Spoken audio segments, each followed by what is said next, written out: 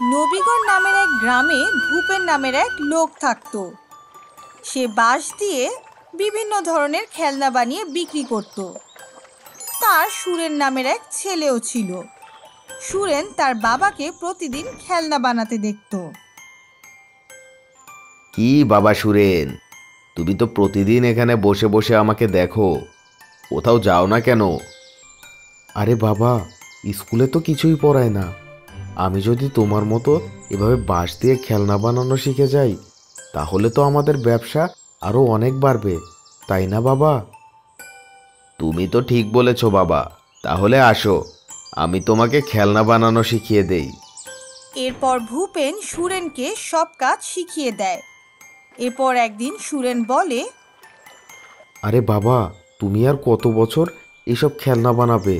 কেননা আমরা কিছু বড় আর ভালো গাড়ি বানাই, এভাবে তো আমাদের উপার্জনও বেড়ে যাবে। আমি ভাবছি যে আমরা বাঁশ দিয়ে একটা অটো বানাবো আর সেটা চালাতে শুরু করব। তুমি কি বলো বাবা? এটা তো অনেক ভালো কথা বলেছো বাবা, চলো তাহলে এটাই করি। এটা ভেবে তারা দুজন মিলে দুদিনের মধ্যেই একটা বাঁশের অটো বানিয়ে ফেলে এবং সেটা গ্রামের অটো স্ট্যান্ডে নিয়ে যায়। সেখানে অটো দাঁড় করিয়ে লোক ডাকতে থাকে। এসো এসো গ্রামবাসীরা এসো, এটা পুরোপুরি বাঁশ দিয়ে বানানো জাদুর অটো, এটাই ওঠার মজা নাও। আসো আসো, জলদি আসো। এটা বলতেই সেখানে থাকা সব অটো ড্রাইভার হাসতে শুরু করে। হা হা হা, এসেছে কোথাকার বাঁশের অটোওয়ালা, এটা চলবে নাকি নাকি ধাক্কা দিতে হবে? এসব শুনে কোনো যাত্রী সেই বাসের অটোতে উঠতে চায় না। এভাবে 1 মাস চলে যায় এবং একদিন এক সাধু বাবা অটো স্ট্যান্ডে আসে। বাবা, কেউ কি আমাকে পাশের গ্রামের মন্দিরে নিয়ে যাবে? আমার কাছে কোনো টাকা নেই। আপনার কাছে টাকা নেই? তাহলে কি আছে আপনার কাছে? আশীর্বাদ? আরে সাধু বাবা, আপনি এক কাজ করুন, আপনি হেঁটেই চলে যান, তাহলে তাহলে কালকের মধ্যেই পৌঁছে যাবেন। হা হা হা। তাদের কথা শুনে ভূপেন বলে, সাধু বাবা, আমার বাসের অটোতে উঠুন, আমি আপনাকে সেখানে নিয়ে যাব।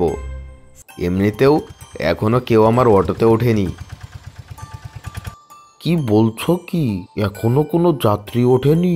তুমি ভয় পেও না বাবা, খুব তাড়াতাড়ি তোমার অটো সারা গ্রামে বিখ্যাত হয়ে যাবে। যখন ভূপেন সাধু বাবাকে নিয়ে যায় তখন সাধু বাবা তাকে আশীর্বাদ দিয়ে চলে যায়।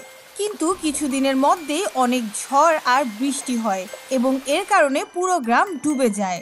সবাই ঘরের উপর উঠে সাহায্যের জন্য ডাকতে থাকে, কিন্তু ভূপেনের অটো বাঁশের তৈরি হওয়ার কারণে সেটা ডুবে না। তখনই ভূপেন ও সুরেন অটো নিয়ে গিয়ে সবাইকে এক এক করে সুরক্ষিত স্থানে নিয়ে যায়। এভাবে বাচ্চাদের ও বয়স্কদের বাঁচিয়ে নেয়। তাদের সাহায্য করার জন্য সবাইকে তারা ধন্যবাদ দেয়। তারপর তার বাঁশের অটো অনেক বিখ্যাত হয়ে যায় এবং সবাই সেটাতেই উঠতে শুরু করে। গরুর মাটির ঘর। গোপাল সোনাপুর গ্রামে তার বাবা মায়ের সাথে থাকতো। তার বাবা এক গোয়ালে ছিল। সে প্রতিদিন গরুর দুধ নিয়ে শহরে গিয়ে বিক্রি করত। সবাই তার গরুর দুধের প্রশংসা করত। গোপালও মাঝে মাঝে তার বাবা মাকে কাজে সাহায্য করত। সব কিছু অনেক ভালোভাবেই চলছিল, পুরো পরিবার সুখে দিন কাটাচ্ছিল। কিন্তু একদিন শহরে যাবার সময় গোপালের বাবা অ্যাক্সিডেন্ট করে এবং সেই অ্যাক্সিডেন্টে তিনি মারা যান। গোপাল এবং তার মা অনেক কান্না করতে থাকে। তার মাকে কান্না করতে দেখে গোপাল বলে, মা, তুমি এভাবে কান্না কেন করছো? আর কি করব বাবা, এখন আমাদের কি হবে? তোর বাবা তো চলে গেল, এখন আমাদের কে দেখাশোনা করবে? মা, তুমি আর কেঁদো না, সবকিছু ঠিক হয়ে যাবে। আমি সব সামলে নেব। প্রয়োজনে আমি শহরে গিয়ে দুধ বিক্রি করব।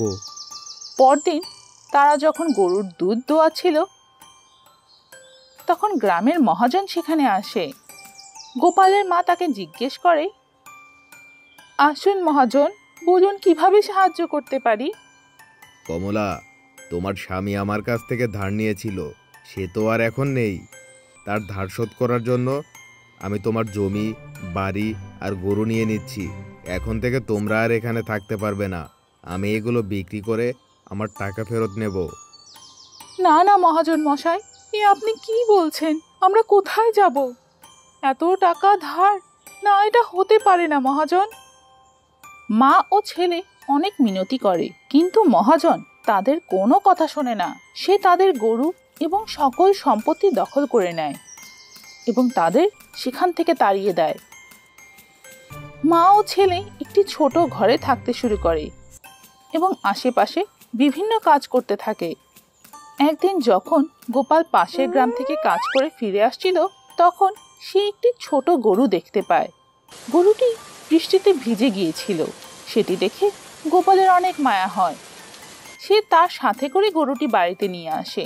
গোপাল গরুটির জন্য একটি ছোট মাটির ঘর বানিয়ে দেয়।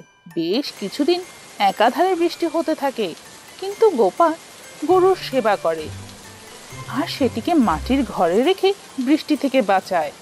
যখন বৃষ্টি থেমে যায়, তারা দুজন অবাক হয়ে যায়। গরুর মাটির ঘরের জায়গায় একটি অনেক বড় সোনার মহল দেখতে পায়। তখন তারা অবাক হয়ে সেখানে যায় আর সেই গরু তাদের বলে, গোপাল, আমি একটি জাদুর গরু। তুমি আমার অনেক সেবা করেছ, তাই আমি তোমাদের মাটির ঘরকে সোনার ঘর করে দিয়েছি। এই ঘরের ভেতর থাকা সোনা তোমাদের অনেক কাজে লাগবে। এ কথা বলে গরুটি সেখান থেকে অদৃশ্য হয়ে যায়। ঘরের ভেতর অনেক অনেক সোনা ছিল। তারা সোনা বিক্রি করে অনেকগুলো গরু কিনে এবং আবার দুধের ব্যবসা শুরু করে আর সুখে জীবন যাপন করে। সাইকেল জুসওয়ালা। রাম তার স্ত্রীকে সাথে নিয়ে গ্রাম থেকে শহরে কাজের খোঁজে আসে। সে অনেক পরিশ্রমী ছিল, এজন্য সে একটি জুস ফ্যাক্টরিতে কাজ পেয়ে যায়। রাম অনেক সৎ এবং পরিশ্রমী ছিল। সে নিয়মিত ফ্যাক্টরিতে কাজ করতে থাকে। জুস ফ্যাক্টরির মালিক অনেক ভালো ছিল। সে রাম এবং তার পরিশ্রমের অনেক প্রশংসা করত। ভাই রাম, এক কাজ করো, এই টাকা নিয়ে তুমি ব্যাংকে জমা দিয়ে দাও, আর তারপরে সে এই জুসের মেশিনটা দেখে নিও, ঠিক আছে? জি স্যার, আমি সবকিছু দেখে নেব, আপনি এ নিয়ে কোনো চিন্তা করবেন না। আস্তে আস্তে রাম ফ্যাক্টরির সব কাজ শিখে যায় এবং সে অনেক ভালো জুস বানানো শিখে ফেলে। ওগো শোনো, তুমি এভাবে হেঁটে হেঁটে যাও, আমার একদম ভালো লাগে না। এবার বেতন পাবার পর তুমি একটি ছোট সাইকেল কিনে নিলেই তো পারো। একদিন বেতন পাবার পর রামের স্ত্রী রামকে বলে, আচ্ছা, বেতন তো পেয়ে গেছো, এবার একটি সাইকেল কিনেই ফেলো। আচ্ছা আচ্ছা, আমি সাইকেল কিনে নিচ্ছি। এরপর রাম একটি সাইকেল কিনে নেয় এবং এখন সে সাইকেল চালিয়ে ফ্যাক্টরিতে যাতায়াত করে। সবকিছু ভালোই চলছিল, কিন্তু হঠাৎ একদিন দুর্ঘটনায় ফ্যাক্টরির মালিক মারা যায়। সবাই অনেক কষ্ট পায়, কিন্তু তারা আরো বেশি কষ্ট পায় যখন ফ্যাক্টরির মালিকের ছেলে ফ্যাক্টরি বন্ধ করার কথা বলে। দেখো ভাইরা, তোমরা আমার বাবাকে অনেক সাহায্য করেছো, কিন্তু আমি এখন এই জুসের ফ্যাক্টরি বন্ধ করে দিচ্ছি, কারণ আমি সবকিছু বিক্রি করে দিয়ে দেশের বাইরে চলে যাব।